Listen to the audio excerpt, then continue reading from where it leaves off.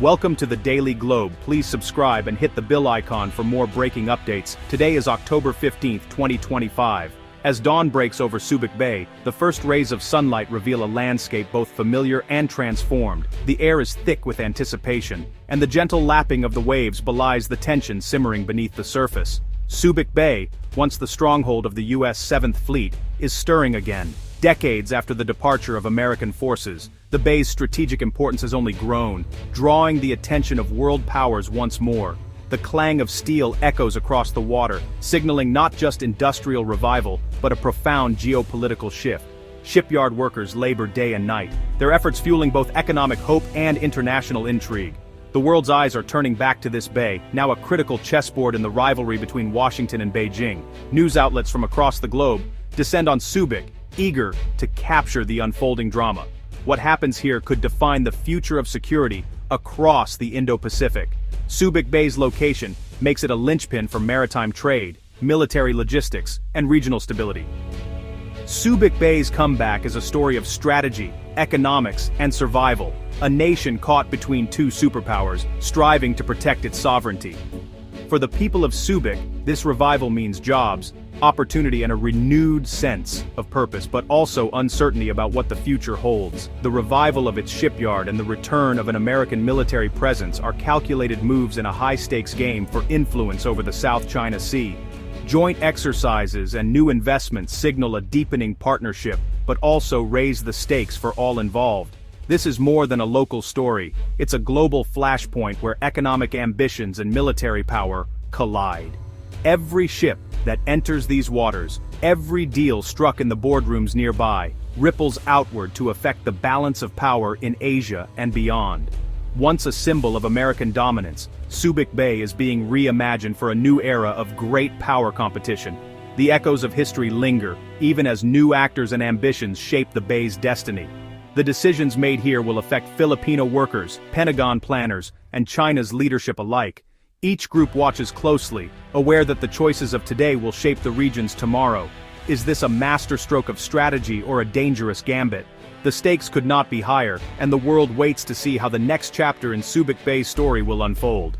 To understand Subic Bay's significance, we must look to its past. This bay has been a focal point of military strategy and international power struggles for over a century. The Spanish established a naval station here in 1885, recognizing its deep protected harbor and strategic location. They saw it as a perfect spot to project their naval power in the Pacific. After the Spanish-American War, the U.S. took control, transforming Subic into a major Pacific base. The Americans expanded the facilities, making it one of their most important naval stations in the region. It became a vital logistics hub during W.W. rounds, falling to Japan before being recaptured by Allied forces.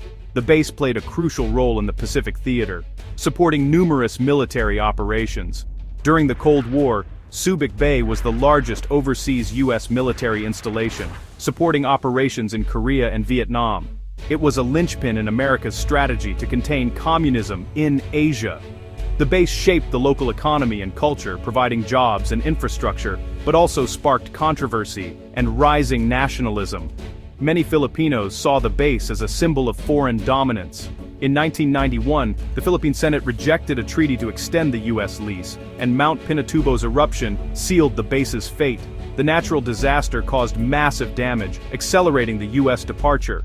By November 1992, the last American forces departed, ending nearly a century of U.S. presence.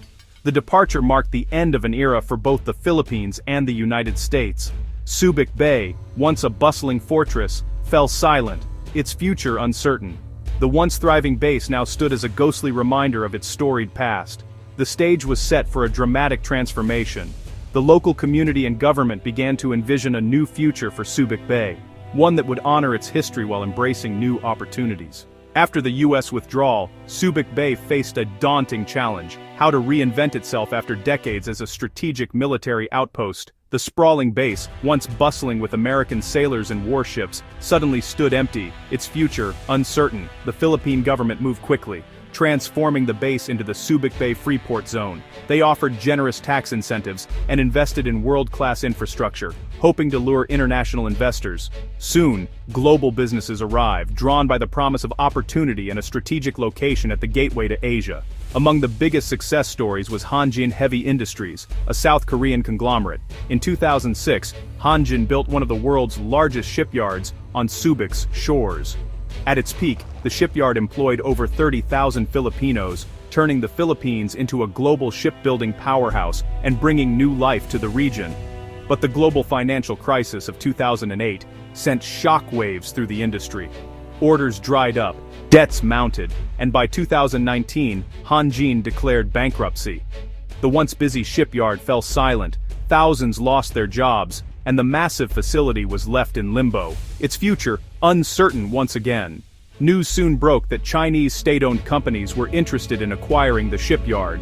This possibility sent shockwaves through both Manila and Washington, raising urgent questions about security and sovereignty. If Beijing gained control of Subic, it would have a strategic foothold at the mouth of the South China Sea, one of the world's most contested waterways. For the Philippines and its allies, this was an alarming prospect, threatening to tip the regional balance of power.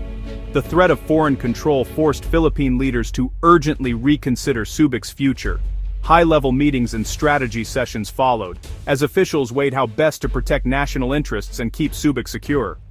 The era of commercial optimism had come to an abrupt end.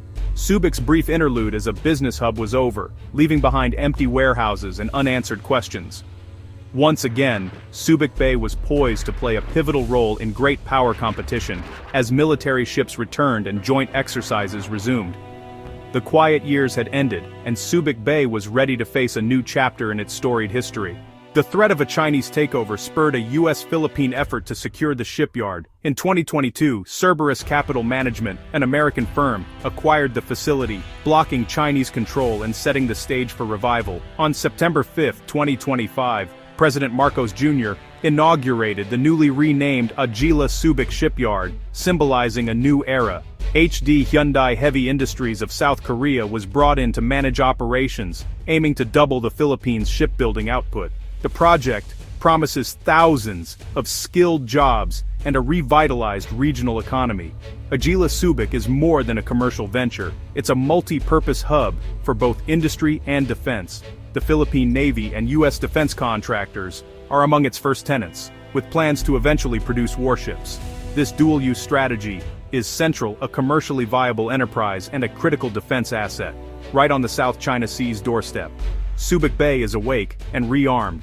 Subic Bay's revival is a masterclass in alliance building. The U.S. provided financial muscle through Cerberus, keeping the shipyard out of Chinese hands and signaling long-term commitment. South Korea's HD Hyundai brings world-class shipbuilding expertise, transforming the facility into a state-of-the-art operation. The Philippines offers strategic location and a skilled workforce, shaping the project to meet its own economic and security needs. This trilateral partnership is a new model, integrating finance, technology, and geography to build resilience. It's a blueprint for 21st century alliances, sustainable, collaborative, and focused on both economic growth and collective defense. Subic Bay is now a bulwark against regional instability. The alliance is stronger than ever.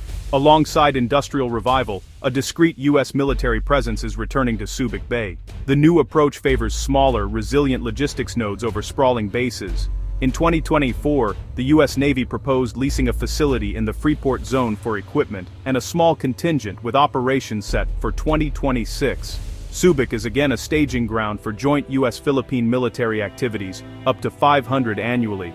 The bay is a vital support point for operations in the South China Sea, with U.S. warships making regular calls.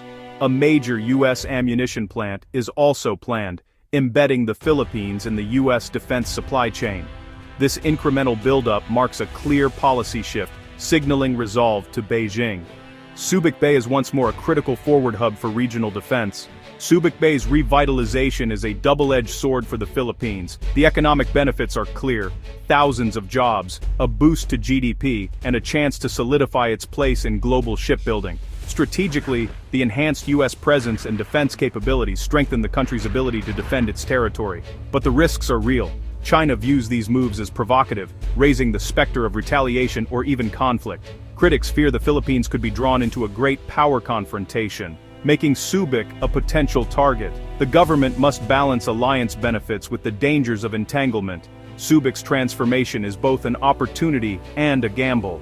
The stakes are higher than ever. Experts are divided on Subic Bay's revival. Some see it as a smart response to Chinese expansion, deterring aggression and boosting resilience. Others warn it risks sacrificing diplomatic flexibility and entangling the Philippines in US-China rivalry. On the ground, many locals welcome the return of jobs and economic activity. Former shipyard workers and small business owners see hope for their families and community.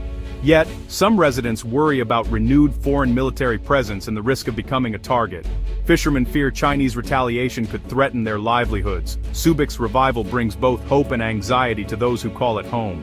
Subic Bay's comeback is the story of a nation navigating between two giants. The clang of hammers and return of U.S. ships signal a region in flux. Manila's path is a calculated risk, betting on alliance with the U.S. for security and prosperity. The trilateral partnership could bring lasting benefits, but China's reaction remains the great unknown. The Philippines walks a tightrope, with the world watching. The future of Subic Bay, and the region, will be shaped by diplomacy, economic interests, and military power. As the bay awakens, its fate hangs in the balance.